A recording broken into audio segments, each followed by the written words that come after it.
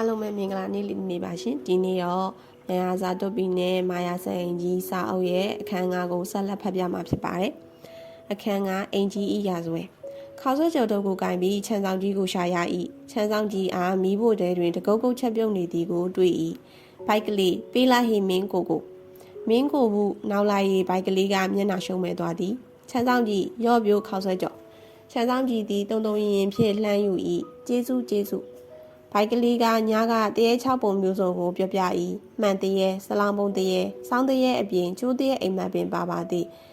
ခြံတောင်ကြီးကခေါဆွဲကြော်ဆိုင်ရင်တဟဲဟဲဖြစ်နေသည်တရေ6တာကလည်းဖျားစရာပဲပြို့ပြီးမှသူ့ထုံးစံအတိုင်းအထစ်ဖြင့်ရှေ့ပိုဆိုမယ်ဟုတ်လားဒုက္ခပဲပြို့ဒီထက်ပိုဆိုးလာမှလာပြရင်ဟဲဟဲဟီခြံတောင်ကြီးကတဟဲဟဲဟီမော်ရင်ကြံခဲ့သည်ဘိုက်ကလေးကအပေါ်တက်တက်ခဲ့သည်ဖျားဘိုက်ကလေးကချက်ပြုတ်ရေးတာဝန်ယူထားသည်ကျွန်ုပ်လည်းဘိုက်ကလေးယူလာတော့အိမ်ယာစွင်စာအုပ်ကြီးကိုလှန်လောကြည့်ရှုရင်တစား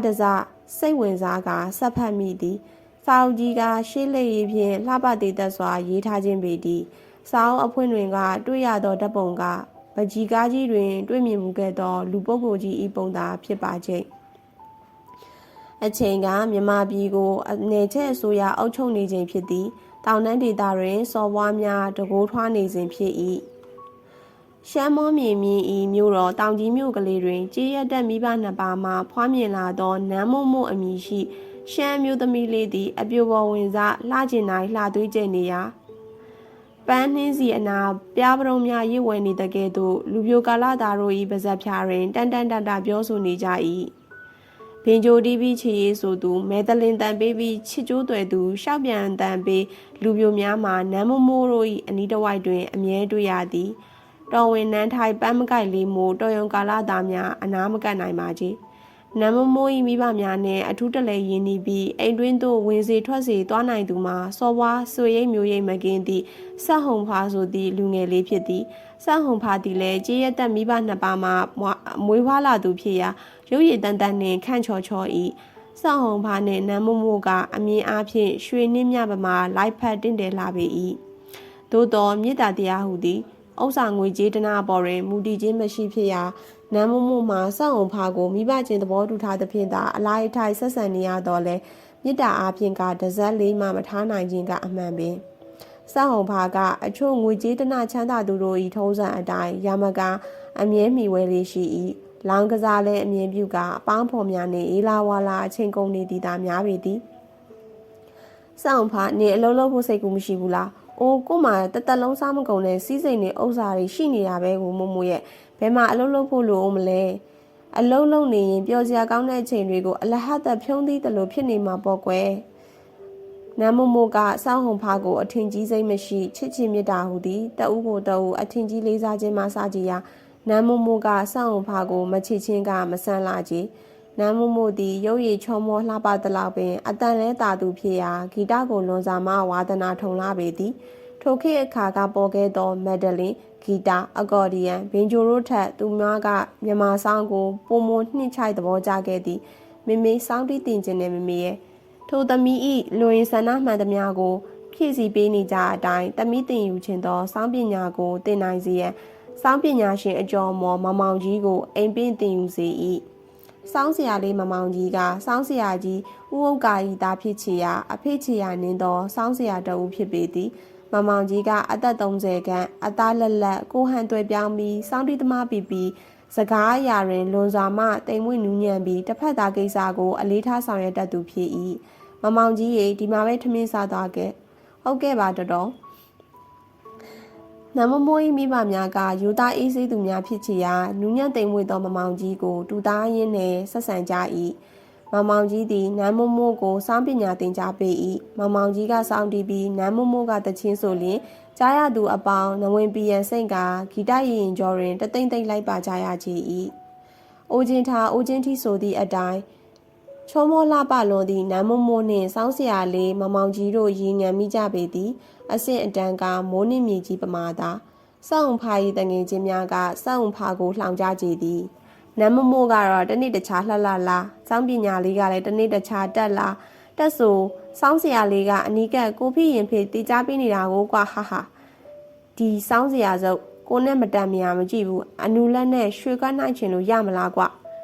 ရမရတော့မသိဘူးကိုလူကြီး तू ကအခုဆိုရွှေကွက်ကြီးကိုပိုက်နိုင်ကြီးကင်ပစ်တာပဲဗျို့စောင်းဖာကြောင့်ပြရသေးရပေါ့ကွာစောင်းဖာကရီစားလူဦးနုကျွဲခတ်ချပြီးတီးရင်းကိုမမောင်ကြီးနဲ့နန်းမမို့တော့မှမသိရှာကြီးလူသူလေးပါအလက်တွင်အကြည်ဆိုင်နေကြ၏နန်းရီကိုရောရှေ့ရီကိုတွေးပြီးစိုးရိမ်မိပါတော့ကွာအိုးစစ်မရောက်ခင်မြားမကုံကျင်ပါနဲ့ကိုရဲ့ကိုပေါ်ထားတဲ့မြစ်တာကဘာနဲ့မှတမုန်းဖြစ်နိုင်မှာဘူးတော့ကြလူကြီးတွေကသဘောမတူဘူးဆိုရင်ကိုရင်ကွဲရချီရဲ့သဘောမတူရင်နန်းကိုနောက်လိုက်ခဲ့မှာပေါ့စိတ်ချပါကိုရဲ့ဆောင်းတော်ဘူးမများကမှွေးဤနေသည်စစ်သူနှစ်ဦးဤနှလုံးသားတွေလည်းအချစ်ရည်တို့ဖြင့်ပြည့်ရွှံထုံရီလေရရှိတော်သည်တကားထိုစဉ်စောင့်ဖာသည်လူငယ်ချင်းစူးစားရေးမရတော့အခါမိဘချင်းစိတ်ဆက်ခိုင်းလေတော့သည်ကြေးရသက်ချင်းဖြစ်သဖြင့်မိဘချင်းလည်းသဘောတူအစဉ်သစ်ဖြစ်ကြသည်ကျမတို့ဘက်ကတော့ဘာမှသဘောမတူစရာမရှိပါဘူးရှင်ရင်ပူရသည့်ကမမောင်ကြီးနဲ့နန်းမို့တို့ဒီလူအလစ်ဝဲကိုရဲ့နန်းကိုတော့ယောက်ျားပေးစားကြတော့မယ်ဘသူနဲ့လဲစောင့်ဖာနဲ့ပေါ့လူချင်းသဘောတူထားကြပြီမမောင်ကြီးမျက်နှာညှိုးလျသွား၏ရင်းဆောင်ဟုံဖာကနန်းမို့ကိုကြိတ်ချစ်နေမှသူတိပြီးသားပင်ယခုတော့လက်တွေ့ဖြစ်လာပြီကောနန်းမို့ကိုမမောင်ကြီးအသေးနဲ့အောင်ချရသည်လက်လွတ်ဆုံးရှုံးရမှာနှမျောပါပြီဘလို့လုပ်ရပါမလဲတို့ဖြင့်ဆွလို့ရမှာဝင်လေးသူနှင့်ငယ်ရွယ်အချစ်ရည်ကိုဦးစားပေးသည့်မိန်းကလေးတွေ့ကြသောအခါတိတ်တဆိတ်ထွက်ပြေးကြတော့သည်သူတို့ကတိတ်တဆိတ်ထွက်ပြေးကြတော့လဲသူတို့နောက်သို့မျက်ချင်မပြတ်လိုက်လာသူများကလည်းရှိပြီးသားပင်ဟောဟိုရှိကကားကိုမိအောင်လိုက်စမ်းမောရှမ်းမြေပြင်နေနမိတ်မှာပင်ထွက်ခွင့်မရလိုက်လန်တနေရာတွင်ပြန်လည်မိခဲ့ကြပြီတကားလိုက်လံဖမ်းဆီးသူများကစောင့်ဖာကိုယ်တိုင်တည်တခင်ဗန္နာတော်ကိုဝင်ရောက်ကျူးကျော်ခြင်းနဲ့ကကဲကွာအမလီသေးပါပြီရှင်ကိုမလုပ်ကြပါနဲ့အမအခုတော့ကိုရီဘာရီအောင်ဖြစ်နေပါလားဟုတ်လားဒီစောင်းသမားနဲ့ရရင်နင်းစင်ရဲတွေနဲ့ခုံချတယ်လို့ဖြစ်နေမှာပေါ့ကို့မှာစီးစိမ်တွေကတသက်လုံးစားမကုန်ဖြုံးမကုန်ဆိုတာနားလည်လိုက်စမ်းမှနန်းရဲ့